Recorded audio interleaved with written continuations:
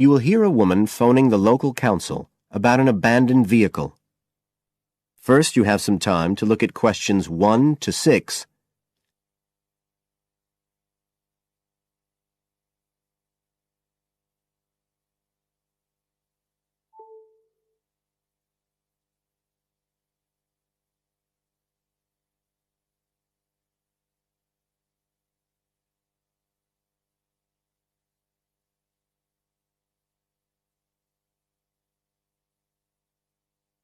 You will see that there is an example which has been done for you. On this occasion only, the conversation relating to this will be played first.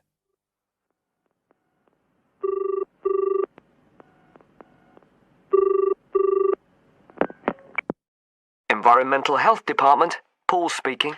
Oh, hello. I wanted to report a vehicle that's been left parked near where I live. I think it's been abandoned. I wondered if the council could arrange to get it towed away. Have I got through to the right department? Yes, you have. If I could just take a few details. Your name, please? Mrs. Shepherd. Thank you.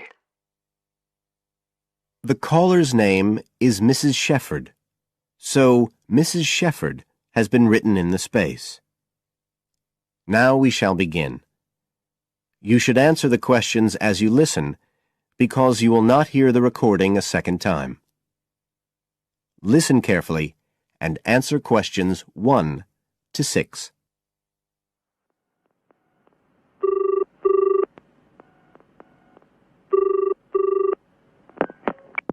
Environmental Health Department, Paul speaking. Oh, hello. I wanted to report a vehicle that's been left parked near where I live. I think it's been abandoned. I wondered if the council could arrange to get it towed away.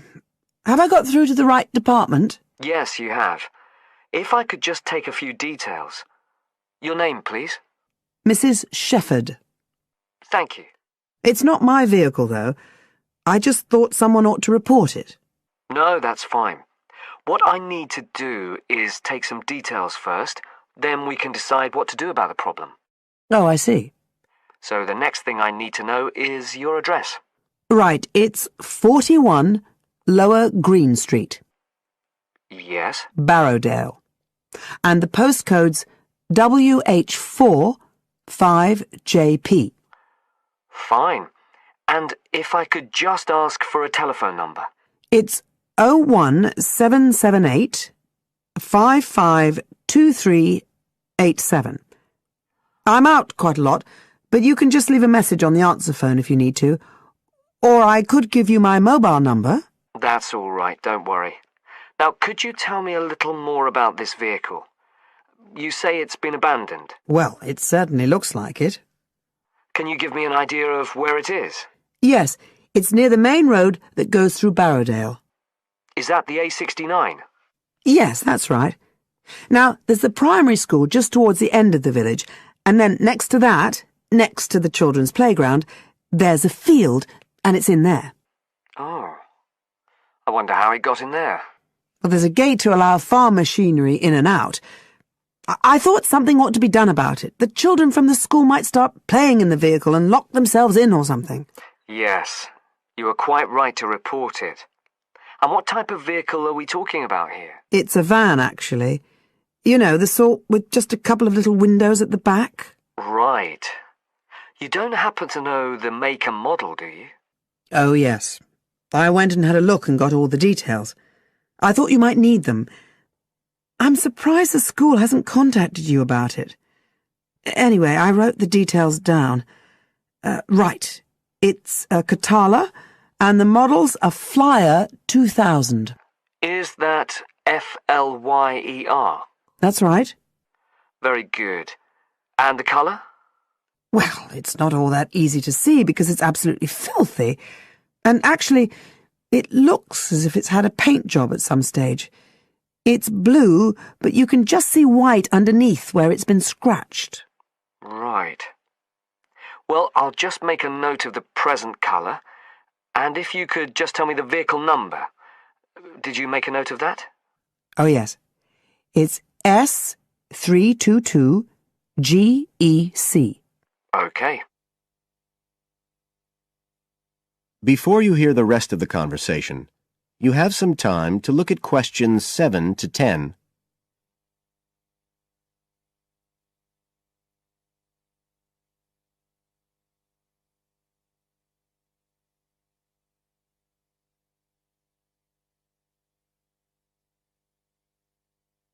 Now listen and answer questions 7 to 10.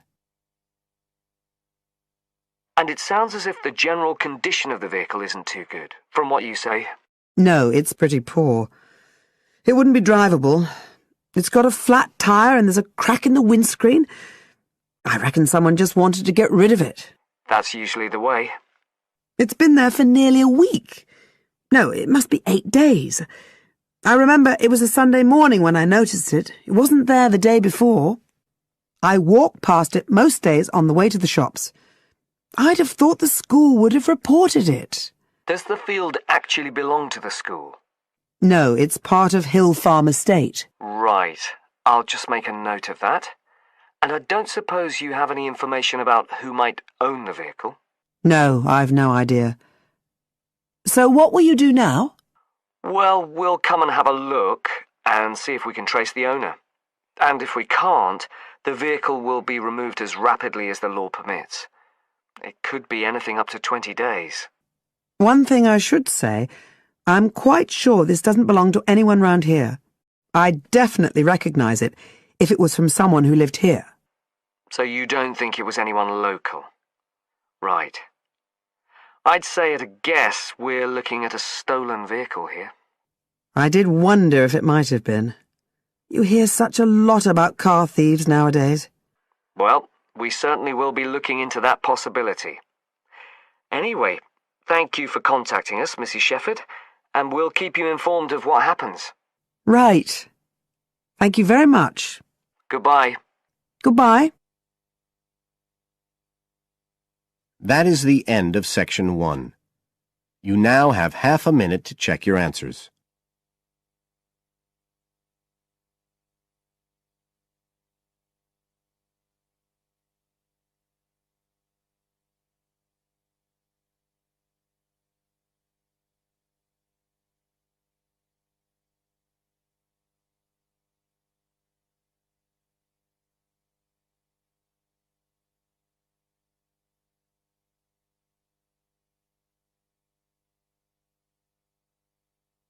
Now turn to Section 2.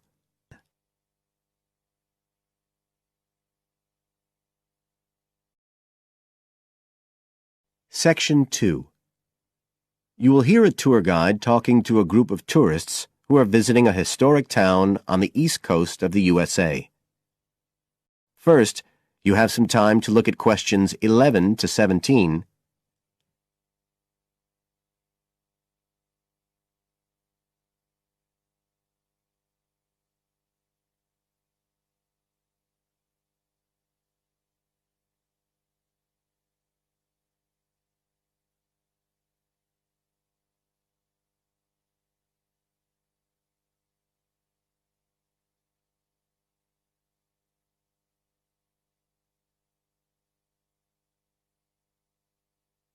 Now listen carefully and answer questions 11 to 17. Right. So here we are in Fairhaven, and we have a couple of hours to spend in this historic center before we carry on to our motel.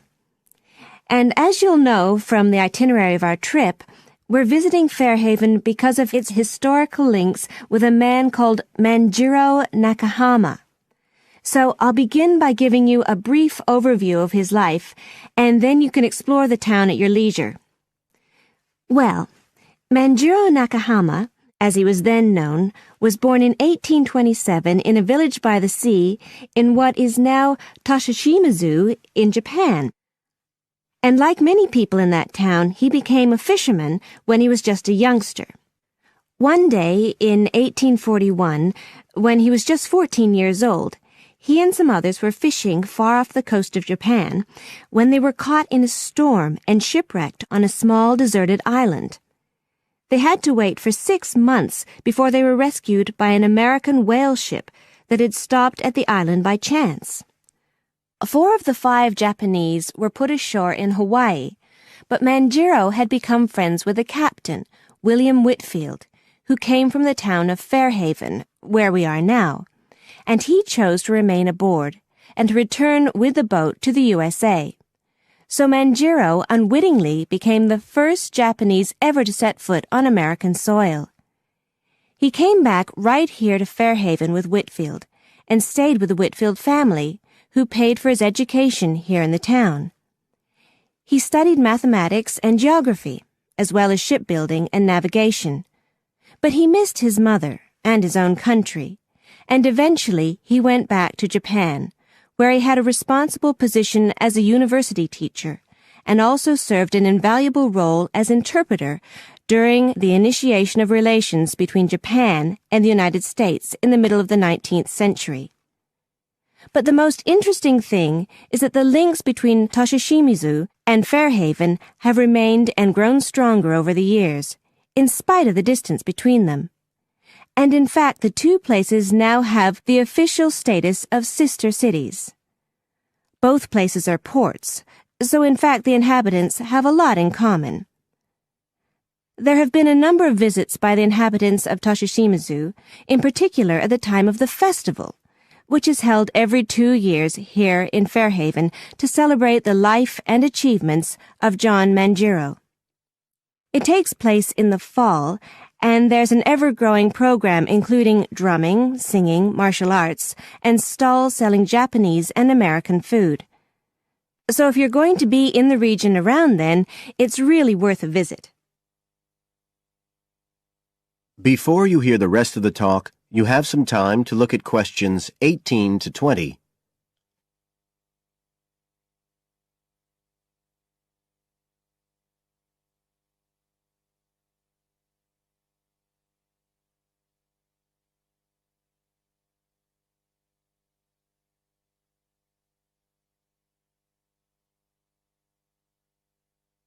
Now listen and answer questions 18 to 20. Now, many of the buildings that Manjiro Nakahama knew in Fairhaven are still standing today. And so if you'd just like to hand round some copies of this map, I'll suggest the best route to follow to see them. Okay, so if you look at the bottom of the map, you can see the Millicent Library, and that's where we are now. Now, to follow the John Manjiro Trail, you go out of here along Center Street and then head up Main Street until you get to Pilgrim Avenue. Go down there and turn right at the end. Go straight on, and just on the corner with Oxford Street, you'll see a 2-story house. This is the Whitfield family house, and this is where Manjiro first stayed when he came to Fairhaven.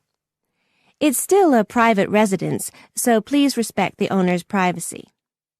Okay, now if you carry on along Oxford Street, then turn left at the end, you'll come to North Street, and about halfway down there is what's known as Old Oxford School. This was the very same school that Manjiro attended when he lived here. It was considered to be the best school in town because of the quality of the building. Unusually, it was built of stone, and the quality of the teaching. Nowadays, it's usually closed, except on special occasions. Go on to the end of North Street and turn the corner onto Adams Street.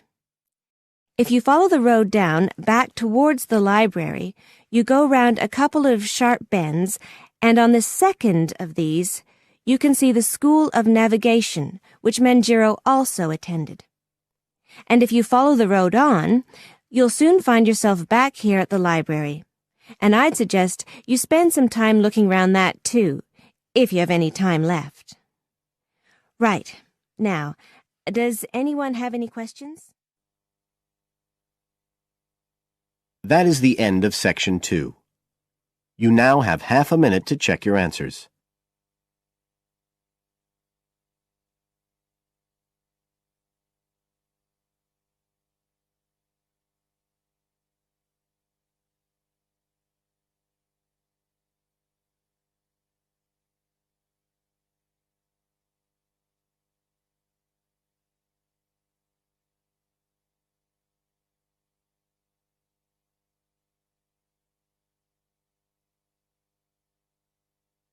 Now turn to Section 3.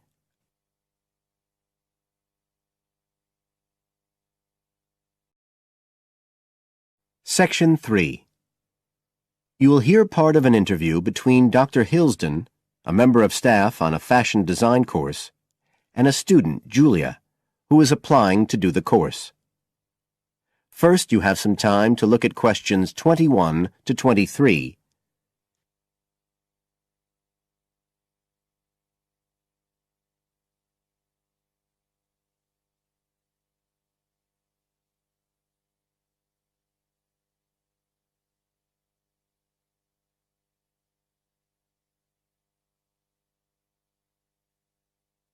Now listen carefully and answer questions 21 to 23.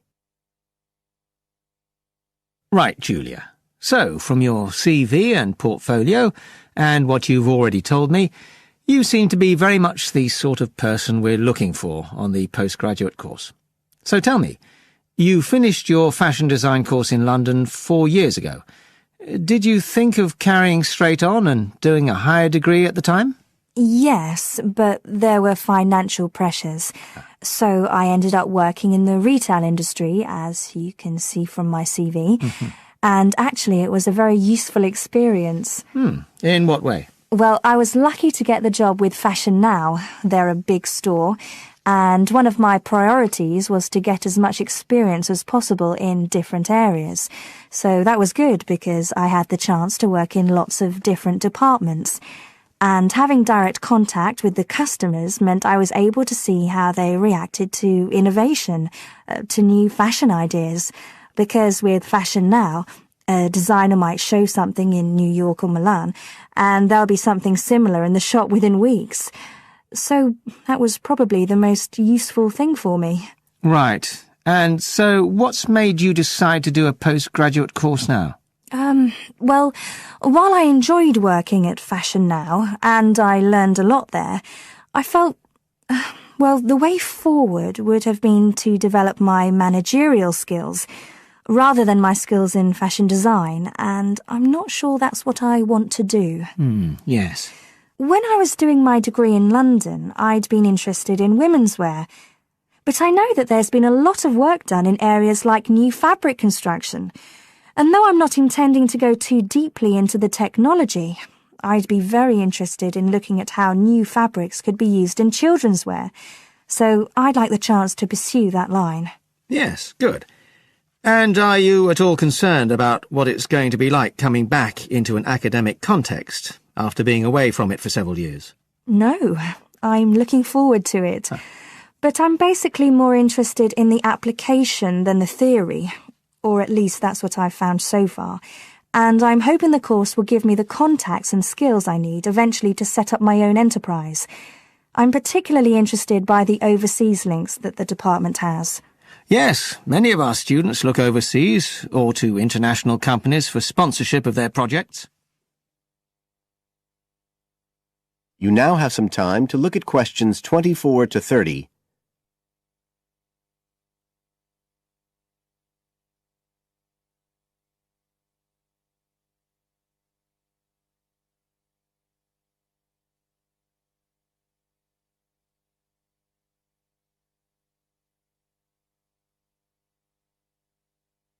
Now listen and answer questions 24 to 30.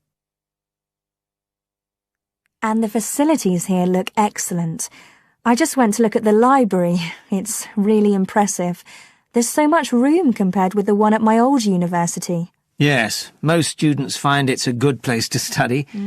And there are link-ups to other universities, of course, and all the usual electronic sources. The staff run an information skills programme, which we recommend all postgraduates do in the first week or two. Design students find these special collections particularly useful. Yes. Then we have a separate computer centre, which has its own academic coordinator, Tim Spender. He's got a background in art design, and the ethos of the centre is that it's a studio for innovation and creativity, rather than a computer laboratory. Oh, right. I liked the study spaces where students can sit and discuss work together. Very useful for joint projects. We always had to do that sort of thing in the cafeteria when I was an undergraduate. And I read in the brochure that there's a separate resource for photography. Yes, it's called Photomedia.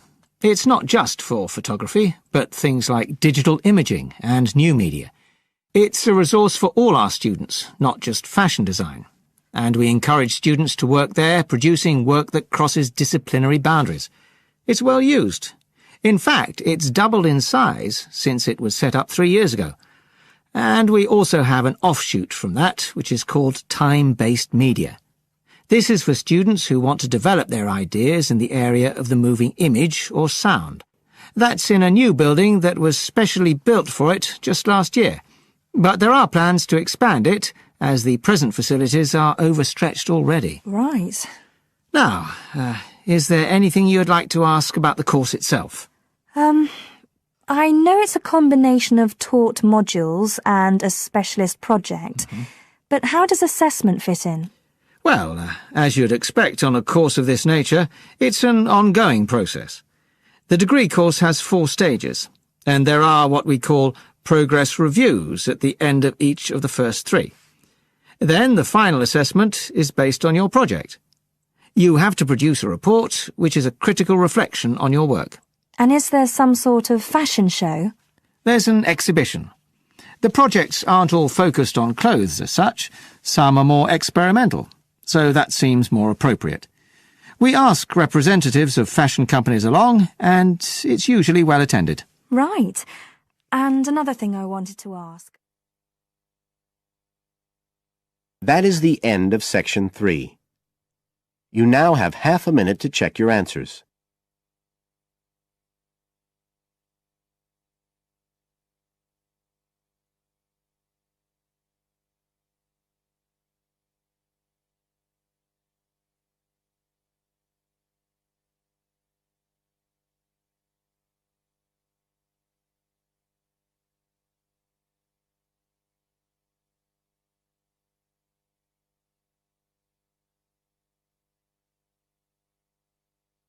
Now turn to section 4.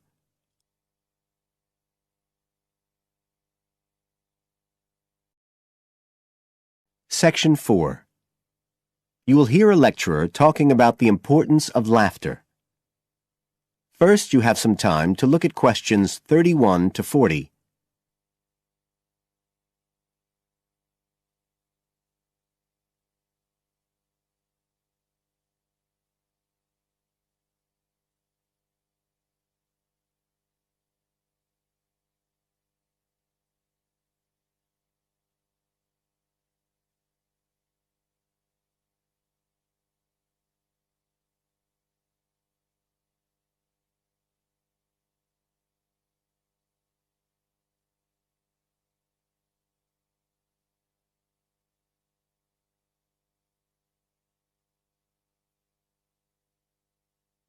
Now listen carefully and answer questions 31 to 40. Good afternoon, everybody. And in our second talk on social psychology, I want to look at the role of laughter in our lives, something that usually gets everyone smiling from the start. So, first of all, I'll start by looking at the actual nature of laughter. Well, when someone laughs, you've got movement of the muscles of the face and the chest, and you've got sound formed when the air's forced out of the body as part of this process. So we're talking about a physical activity. But obviously, other things are involved as well, and this is where it gets more complicated. Laughing isn't something that you normally decide to do, so it's not voluntary behaviour like ordinary speech. Instead, it's regulated by our instincts, rather like the singing of a bird or the roaring of a lion. And once you start to laugh, it can be quite hard to stop. That's not always under your conscious control either.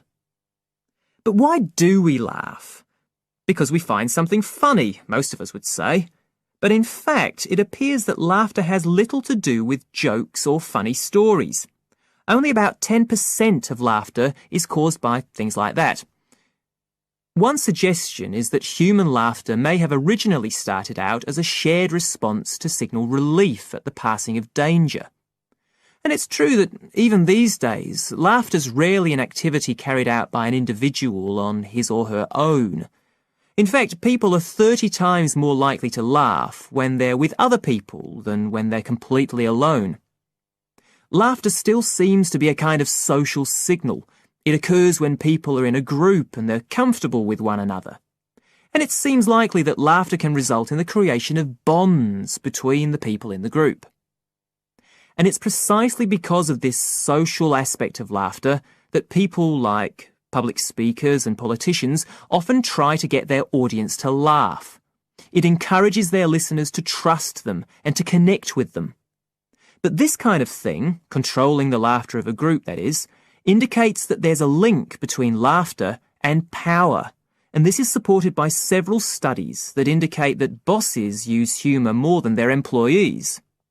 And research has also shown that female listeners are likely to laugh much more if the speaker is male. So it appears that there are gender issues associated with how much we laugh. I should also point out that laughter can be used as a negative signal as well as a positive one. I think we've all probably seen evidence of a group using laughter to exclude someone, to emphasise that they are not accepted. So it's not always a positive type of behaviour either. So what all this goes to show is that laughter is a very, very complex issue.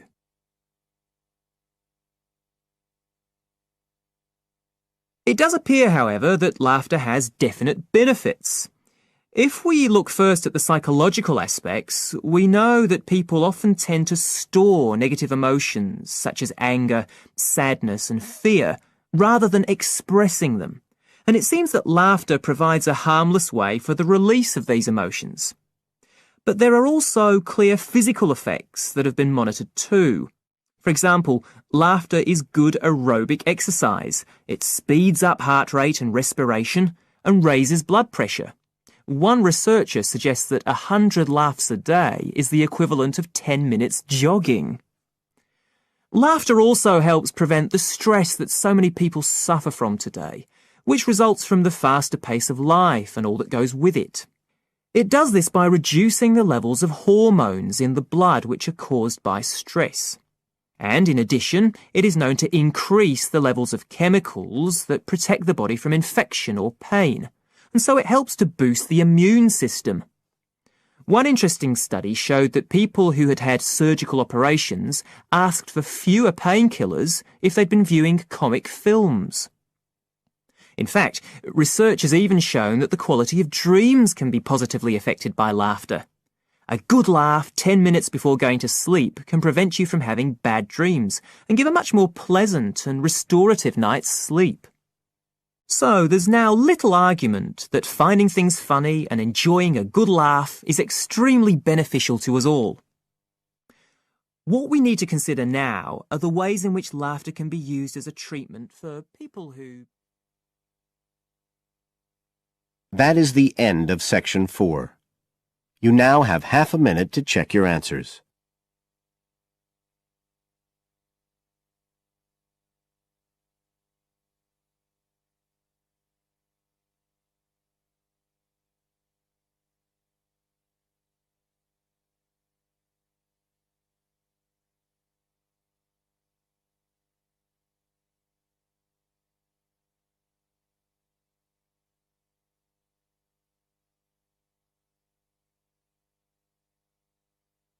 That is the end of the listening test. You now have 10 minutes to transfer your answers to the separate answer sheet.